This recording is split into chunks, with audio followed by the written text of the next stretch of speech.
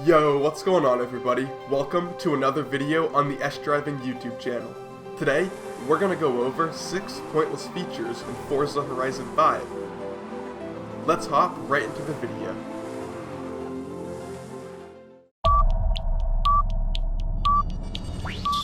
One of the coolest features that has been added to Forza thanks to Forza Horizon 5 is the ability to access and activate convertible tops. I find this feature so cool because in real time, I can see the roof come off my car and then I can put it back on again. I, and I'm sure many others alike, think that this is a great feature and gets a ton of use.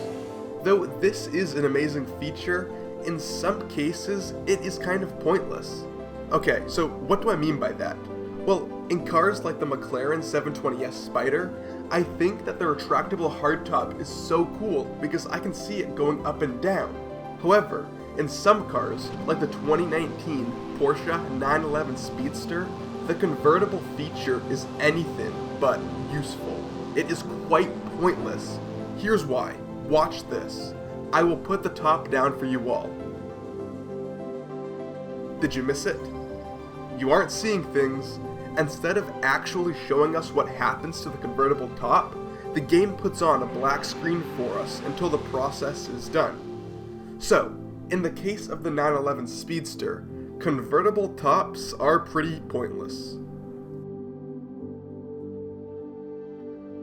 Alright guys, check this out. Go into your garage and select any one of your numerous cars. Once you have done so, you will see an option called View History. Click on it. Here, you can see all of the information that you have never wanted to know. I get it. This is a racing game, so people might want to know stuff like this, but I find the game tracking my car's average miles per hour, original owner, and a few other things as quite pointless because this feature is so hard to access. You're not able to use it unless someone tells you about it just because how difficult it is to reach. So, don't get me wrong, this is a pretty cool feature. It's pretty awesome that we get to see all this information, but who is going to actively look at this page if it's sort of difficult to get to? Launch control. It is so cool and such a sick feature, but only those who have manual with clutch can access it, which I'm fine with, as you know, because I drive manual with clutch. I have a tutorial that you can click on the top right banner if you want to know how to drive manual with clutch. Anyways, in case you don't know how to do it, I'll show you how to use launch control in a super quick and simple method. All you have to do is stop your car.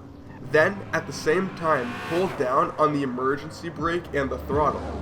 Your revs will build and then they'll settle. Launch control is typically used so that your car can launch with only a little bit of wheel spin. Launch control is so awesome in theory, because at the start of a race, you could hypothetically get a jump on a player who is not using manual with clutch. I said hypothetically earlier, because when you're in a race, you really can't use launch control. Let me show you all why. I'm gonna get up on launch control and let's see what happens. I think you will clearly see the problem. There you have it. Everybody goes before I can even get up on the launch control.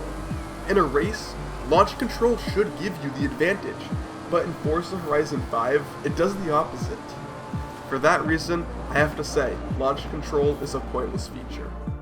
The 2020 Ford F450 Super Duty is ridiculous, mainly because it's a dually. By that, I mean the rear axle on each side has a pair of tires. When I first saw this truck in the game, I was in total disbelief. I mean, we're talking about a giant American pickup truck in a Forza game. Okay, so now let's talk about why the dually tires are sometimes pointless in Horizon 5. To talk about this, I have to go upgrade the truck's tire compound. The whole reason as to why this truck is so cool is because of those dually tires, right? It's because of that tire compound. So, if you choose Rally, Off-Road Race, or Winter tires, your dually tires get turned into one giant tire on either side, whereas the other tire compounds remain as two tires. It kind of makes no sense to me. Okay, so at least when you upgrade those 3 specific tire compounds, you get one giant tire that is 460 millimeters wide. That's kind of crazy. For my fellow Americans, that means the tires are just over 18 inches. I think it's kind of pointless to have some tire compounds become one tire, while others remain as 2. It makes no sense to me, and because it makes no sense, I find it kind of pointless. Okay, passenger displays, in my opinion, are one of the best features that nobody really gets to experience. Let's take a car like the Ferrari 812 Superfast. There is a passenger display in this car, but nobody will ever notice it unless one pans the camera while they're inside of their car. Just because of how unnoticeable this feature really is, it's kind of pointless to have it in a Forza game. The last pointless feature has to do with Koenigsegg, and more specifically, every rear-wheel drive Koenigsegg, which just is every Koenigsegg. Okay, rear-wheel drive in any Koenigsegg with traction control off is just pointless. Let me demonstrate. You just roast the tires through every gear.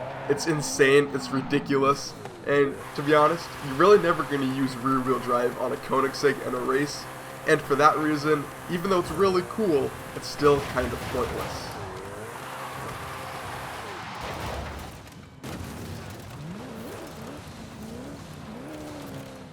Alrighty guys, thanks for watching the latest video on the S-Driving YouTube channel. If you guys enjoyed it, please comment down below and tell me what your favorite pointless feature in Forza Horizon 5 is. Doing so really helps the channel out. Alright guys, thank you all so much, have a great day.